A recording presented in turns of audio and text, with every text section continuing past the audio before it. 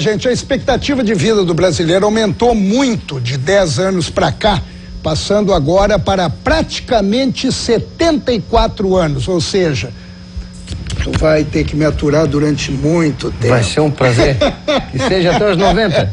74 anos já a expectativa de vida aqui no Brasil. Imagina, hein? Pô, maravilha. 90, cheio de bronquite.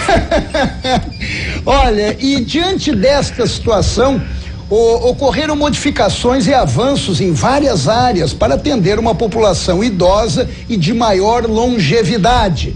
E uma delas, gente, foi a odontogeriatria, com muitos desafios. Mas vamos conversar com o Dr. Fernando Pinter para explicar exatamente detalhes sobre essa especialidade e a sua importância. Seja bem-vindo, doutor. Bom, por favor.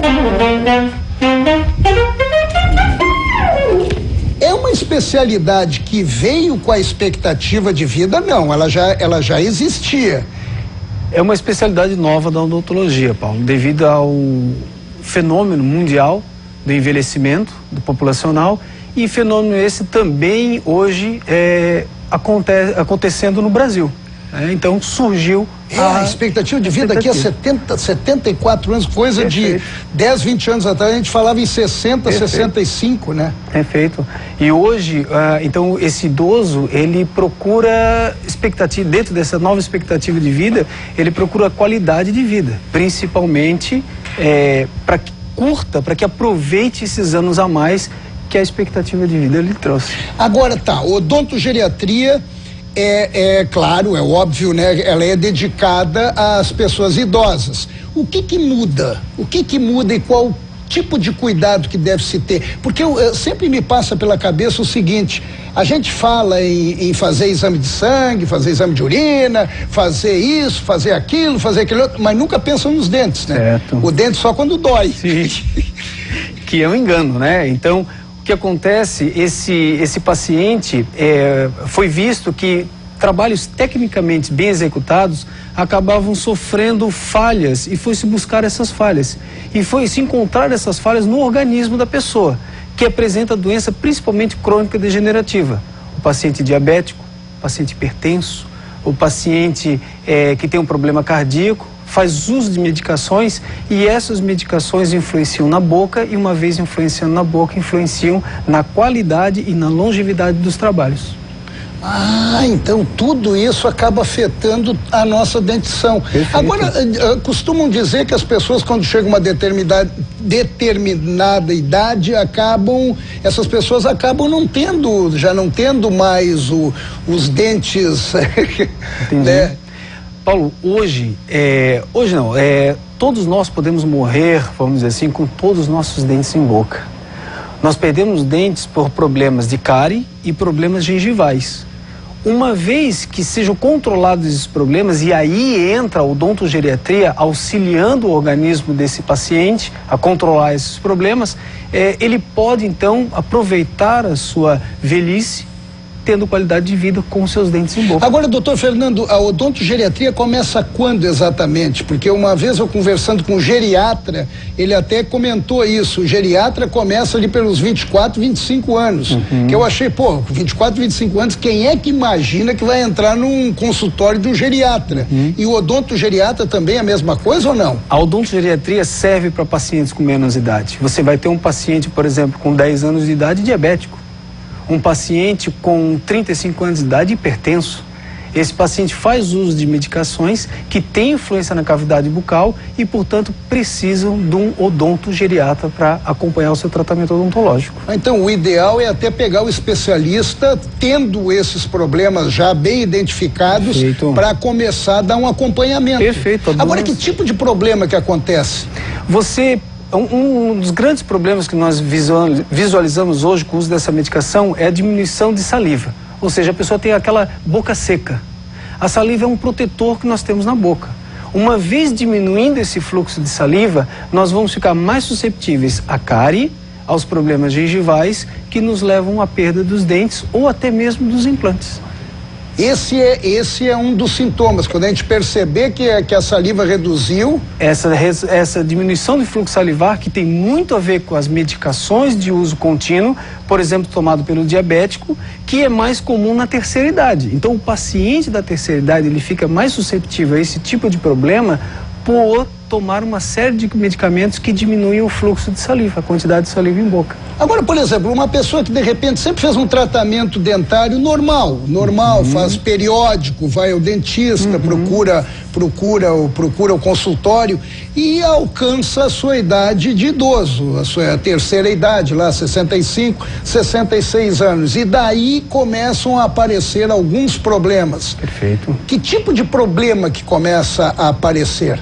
Um problema muito comum, por exemplo, nas mulheres, a partir dos seus 50, 55, é a síndrome de ardência bucal. É uma síndrome onde o paciente não apresenta sinais e sim sintomas de ardência na boca, procura várias especialidades da odontologia e também da medicina e não se encontra um porquê. Por exemplo, essa síndrome de ardência bucal é tratada pela odontogeriatria, onde vai se investigar problemas de mastigação, diminuição de fluxo de saliva, problemas hormonais, e uma vez restabelecendo esses problemas, a tendência é desaparecer essa síndrome, essa ardência, esse queimor na boca. Agora é muito mais amplo do que ficar exclusivamente ali na boca, vendo os dentes da pessoa. Perfeito, pelo que Paulo, eu percebi. Perfeito. A odontogeriatria, ela vem tentando colocar a boca, inserindo a boca novamente no indivíduo, porque se separou muito isso por muito tempo. Dentista cuida da boca, o médico cuida do organismo. A área da atuação do odontogeriatra é a boca, mas o paciente dele é o indivíduo como um todo. Ah, então ele tem que ver tudo porque influencia diretamente. Perfeito. Hoje a classe médica é uma aliada fortíssima dentro dos consultórios odontológicos, principalmente do odontogeriatra, onde você precisa que esse paciente tenha o seu levantamento médico, esteja bem de saúde, para que então o tratamento odontológico volte a funcionar. Agora, doutor Fernando, a pessoa que nunca foi e de repente chega lá, o que é comum encontrar? O paciente da terceira idade, o paciente com um pouco mais de idade, vamos dizer assim, ele sofreu muito com uma odontologia passada que era muito mutilante. Se extraiu muitos dentes, se perdiam muitas estruturas dentro da boca. Então, hoje o que mais é preservar procurado o dente, né? é restabelecer essa oclusão do paciente, a mordida, o sorriso, a estética. Então, realmente colocar dentes, vamos dizer assim. E essa colocação de dentes vem através dos implantes, através de próteses. Essa é a maior procura dos pacientes odontogeriátricos no consultório odontológico. O odontogeriatra trabalha muito com prótese, então, trabalha muito também com implante. Também, eu te diria que a odontogeriatria, ela vem auxiliar as outras especialidades da odontologia. Você tem um odontogeriatra que trabalha com prótese, um odontogeriatra que trabalha com periodontia, que são os problemas de gengiva. A odontogeriatria soma para que o profissional de uma especialidade tenha mais informações. Com outras especialidades. Com outras especialidades. Traga essa visão do indivíduo como um todo e não apenas a boca desse indivíduo. O que o senhor recomenda para as pessoas da terceira idade em relação à boca? Voltando àquela velha história de que a gente só toma cuidado com a boca quando dói. Perfeito. Paulo, o cuidado de higiene é fundamental. Essa é a base de todo o tratamento. A higiene bucal é significativa na questão de durabilidade dos trabalhos. E o que é higiene bucal? A gente fala e de repente acha que sabe. Fio dental e escovação, Paulo, após as alimentações. Esse é a base do tratamento. E é simples, né? Simples, Paulo, simples. Às vezes negligenciado, e você vê às vezes trabalhos muito bem executados falharem por uma falta de um simples fio dental, de uma escova de dente. Agora, escovar os dentes não é escovar os dentes, é escovar a gengiva. Gengiva, língua principalmente. O paciente normalmente que tem essa diminuição de fluxo salivar, ele tende a ter muita retenção de restos alimentares sobre o dorso da língua, sobre a superfície da língua. E uma simples escovação, você passa o seu fio dental, escova os dentes, escova a língua, traz uma qualidade de vida enorme para esse paciente. Agora, qual é a doença mais comum? Dá para tratar como doença, né? Qual é a doença mais comum nas pessoas da terceira idade? A doença mais comum com o paciente como um todo falando de um indivíduo como um todo, o diabetes, a hipertensão, que é a pressão alta, o senhor já falou, mas eu digo no sentido de atingir... então a diabetes e o... agora entendi. A diabetes e a hipertensão, de repente, influenciam barbaramente nos dentes, então. Barbaramente. E de que forma? Você tem através do diabetes, você tem uma dificuldade de cicatrização desse indivíduo que vai refletir na dificuldade de cicatrização também da gengiva, que vai levar, por exemplo, à perda de implantes. Então o implante... e tem o problema de perda óssea também. Perfeito, né? Perfeito. Essas inflamações gengivais levam à perda óssea. Então tu imaginas um paciente... Agora dá para recuperar o osso? Dá para recuperar o osso através de enxertos, né, quando bem indicados, né? Mas voltando àquela questão do diabetes, você imagina um paciente de terceira idade que já tem o seu organismo fragilizado, faz uso de medicação que diminui esse fluxo de saliva, que é uma proteção, e não tem uma boa higiene.